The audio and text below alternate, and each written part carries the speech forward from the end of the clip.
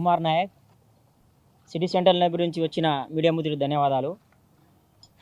2.5 సంవత్సరాలు గడిచిపోతున్న ఒక్క general recruitment ఇవ్వకుండా ఈ కాంగ్రెస్ ప్రభుత్వము అడుగడుగున రాష్ట్రంలో ఉన్న నిరుద్యోగులు మమ్మల్ని పొట్టన మీద కొట్టి మోసం చేస్తూ ఉన్నది. ఇది ఎంతవరకు కరెక్ట్? సీఎం రేవంత్ అన్నా నీకు రేవంత్ అన్నా అని పిలుస్తారు. అన్నా ఇది ప్రజాప్రభుత్వం. ఆ రోజులు నువ్వు కంచెలు ఇరగొట్టినావు, సచివాలయం కాడ కంచెలు ఇరగొట్టినావు.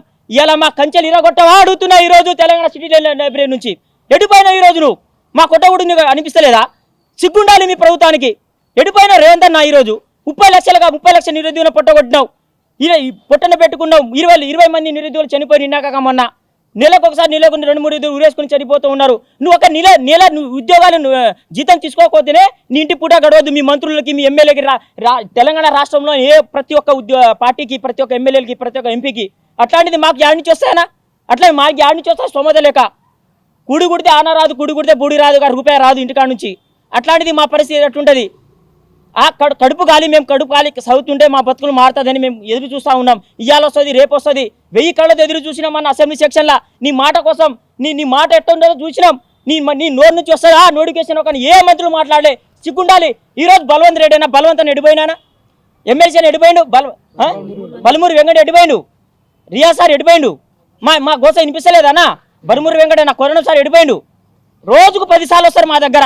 అప్పటికి ఆ రోజు మేము నిరుద్యోగులు మేము అవసరం పడ్డాం. ఈరోజు మీకు కుర్చీ ఎక్కిర్రు, ఈరోజు పదవులు వచ్చినాయి. మీకు మా పదవులు ఎడిపోయినాయి. మా పదవులు అడుగుతలేం. మా పదవులు వద్దు, మాకు రాజకీయం వద్దు. మాకేం కావాలి? నోటిఫికేషన్ కావాలి. చదువుకునే కష్టపడేటోళ్ళు జాబ్ కొట్టుకొని పోతాడు, సర్వీస్ చేస్తాడు.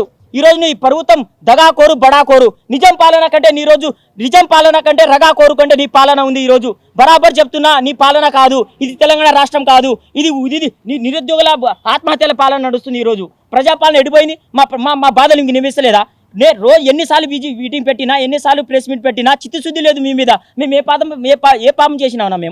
మేము ఏ పాపం చేసినాం? 2-3 సంవత్సరాలు గడుస్తున్నా కానీ ఒక్క నోటిఫికేషన్ ఇవ్వకుండా ఈరోజు ఏ ధైర్యంతో ఉంటున్నావు? నీకు ఆ రోజు సీఎం రేవంత్ రెడ్డి గారిని ఎక్కడైతే పక్కన పెట్టినామో 30 సంవత్సరాలు కూడా నీకు చెప్తున్నా, రాసుకో రేవంత్ రెడ్డి గారు, రాసుకో బాండ్ పేపర్ నుంచి. మీ మంత్రులు, మీ ఎమ్మెల్యేలు మొత్తం రాసుకోండి.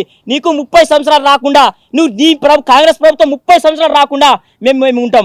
June 2 మాకు స్పందన రాకపోతే ఇక్కడనే 20 మంది నిరాదీక్ష చేస్తాం. అమర నిరాదీక్ష స్టార్ట్ చేస్తున్నాం. ఇక్కడనే ఈ సిటీ సెంటర్ లైబ్రరీ నుంచే 20 మంది 30 మంది తోటి రాష్ట్రంలో ఉన్న 33 సిటీ సెంటర్ లైబ్రరీ నుంచి, డిస్ట్రిక్ట్ లైబ్రరీ నుంచి బరాబర్ రాష్ట్ర డిస్ట్రిక్ట్ల ప్రతి డిస్ట్రిక్ట్లో తిరిగి ప్రతి డిస్ట్రిక్ట్లో చేరి వాళ్ళని ప్రోత్సహించి మేము మాట్లాడి వాళ్ళను కూడా నిరాదీక్షలో కూర్చుంటాం.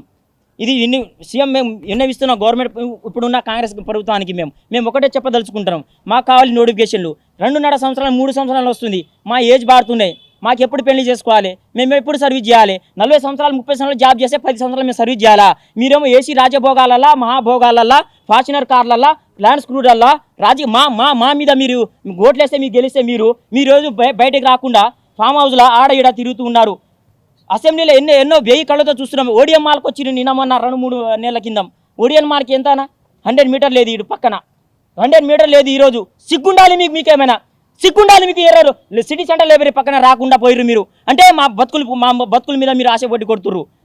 రాష్ట్రంలో ఉన్న దండం పెడుతున్న 20-30 లక్షల నిరుద్యోగులు దండం పెట్టి చెప్తున్నా, అన్న మీరు ఓటేసేటప్పుడు ఈయనకి 30 సంవత్సరాల రాకుండా చేయండి.